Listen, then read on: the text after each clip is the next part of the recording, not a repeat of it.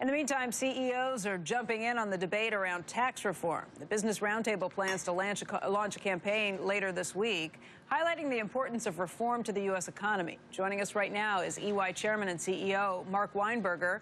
He chairs the Business Roundtable's Tax and Fiscal Policy Committee. And Mark, thanks for coming in. Thanks, Becky. Let's talk taxes in just a moment, but first let's get back to trade. Okay. This idea that we could see some trade sanctions against China, it's not a surprise if you've been following the president's Twitter feed.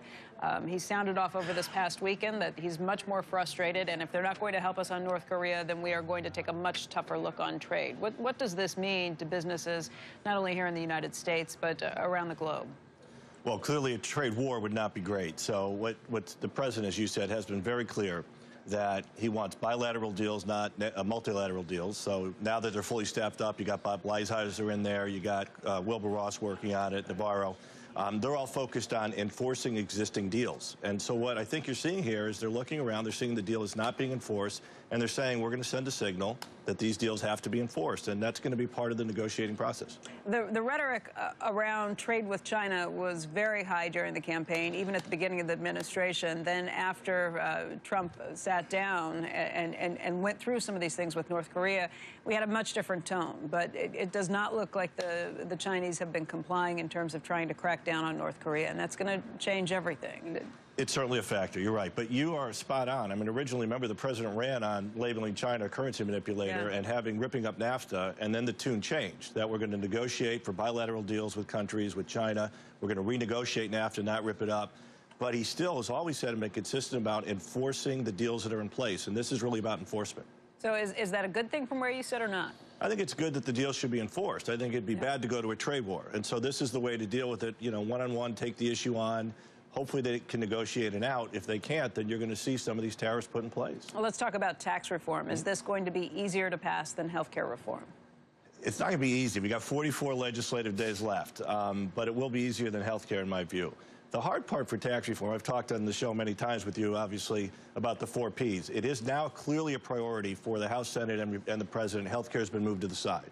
It is now depending on who you ask, health care has been moved to the side. Mitch McConnell didn't even mention it in something they're picking up in August, but the president, again, has been saying that he would like to see them do something on this. Yes. They're quitters if they don't. Well, that's right. But when you look at the letter from the Big Six, when you look at the activity that's going on the Hill, when you look at the push that's going to happen in August in the various districts, clearly they've pivoted and they're focusing on tax reform. You're going to see some activity, not probably publicly till September, October. Mark, this August is pretty active. You need to get to 60? No. Okay, I think it'll be a crappy water. If it's bipartisan, I'm sorry.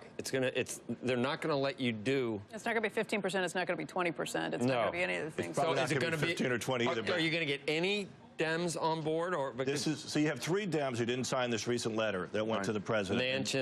Manchin, Donnelly, and Heitkamp. Yeah. And they basically are saying, I'm open, you know, talk to me. Now, you have 3 Republicans who are going to be tougher to get, right? The ones who voted against health care. So you could get to 51 with those 3 Dems, you think? You could. Remember, just because you use budget resolution and reconciliation, that's something we should talk about, because you got to get that done before you even get to the tax bill. They got to do an FY18 budget resolution, which is going to be hard. They'll look for a reason not to do it, even though they might actually want to do it. They're gonna look for a way, just the way McConnell didn't want to give Obama anything. They're not going to want to give Trump anything. It's going to be tough. There's no doubt about it. But the pressure on the Republicans to deliver something now is so great that I think they are going to put everything they can into this. I'll tell you, the business community, to your point, Becky, is out full force. We're working on it, trying to educate the public about the issues.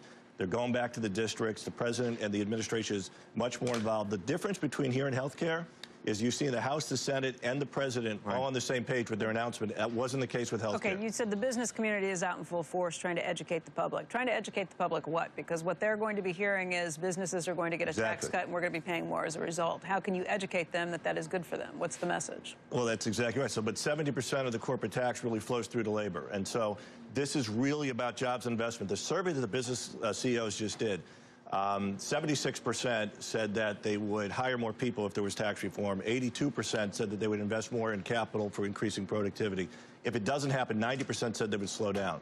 That's not only important for jobs, but it's important for wage growth and investment capital. It's not a message that we often hear, though. I mean, and it's not a message that's easy to get through. That's why we got to get out and start talking about it. Right now, the noise is all about Russia. It's all about everything else going on. We got to get the signal through the noise about how important tax reform is. What do you tell your clients in terms of how to plan for this, one way or the other? Well, you don't make decisions solely on whether a tax bill will or won't happen. So you got to go forward with your business strategy is the first point. The second would be then, clearly, you got to look and see how do you have contingencies and timing of deals based upon when this may or may not happen. But what I'll tell you, this whole Foxconn deal that you heard about, there is a movement of foreign companies who want to move their supply chain closer to consumers and want to take advantage of the deregulation and tax reform they're expecting in the United States. This is one of many companies we're seeing do this. Right. I have a hard one for you. Bloomberg has a story with the title, Trump's CEO Brain Trust, with which you're a part of, hasn't done much. The lead, Elon Musk of Tesla, Walt Disney's Bob Iger have quit, Jeffrey Immelt of General Electric and J.P. Morgan Chase's Jamie Dimon have dissented, Travis Kalanick quit, and then they go on to say that the Strategy and Policy Forum and the Manufacturing Group, his administration hasn't convened the groups for months or set firm dates for future meetings. What is happening? Well, listen, first of all, the meetings are still occurring, the quarterly meetings of our group, which is the Strategic and Policy Forum. The 17 CEOs who are on the group, I'll tell you, they wouldn't be coming to Washington if they didn't feel like there was some positive effect they're having, whether it be on what we were talking about before, moving away from some of the trade wars, moving closer to tax reform, dealing with deregulation, Dodd-Frank, all these issues. There is not a date yet set, but in July and August, there's not a lot of activity, so I'm guessing September, October, we'll get together again. But in between the meetings, this is where the president is very outcome-oriented, and is Gary Cohn and Secretary Mnuchin. We are meeting on a regular basis with them to talk about what types of tax reforms make sense, what type of deregulation makes sense, and these other issues. The meetings aren't the only place these discussions happen. Mark, we're almost out of time, but when I said it'd be hard to get to 15 or 20%, you said that's not going to happen. What is the tax reform that you expect to see? What kind of rate? Well, with the border activity tax moving off the table, that's $1 trillion less you have to offset the cost. And Healthcare didn't go through. That's another $1 trillion you don't have. Well, they could leave those taxes in place. So that may not affect tax reform. Okay. But realistically, I think you're looking at low 20s and a territorial system, and getting rid of some of the deductions and credits and incentives. That is doable. You're going to really, the big question mark will be on the individual side and the pass-throughs. You know, how low will the pass-through rate be able to get to? How do you prevent anti-abuse provisions from companies moving overseas? There's going to be some tough things in there, too. But it is realistic to get to the low 20s, territorial system, and simplify it and get something for pass-throughs and middle-income people. Great. Mark, thanks for joining us today. Always a pleasure. Thank you, sir. Yep.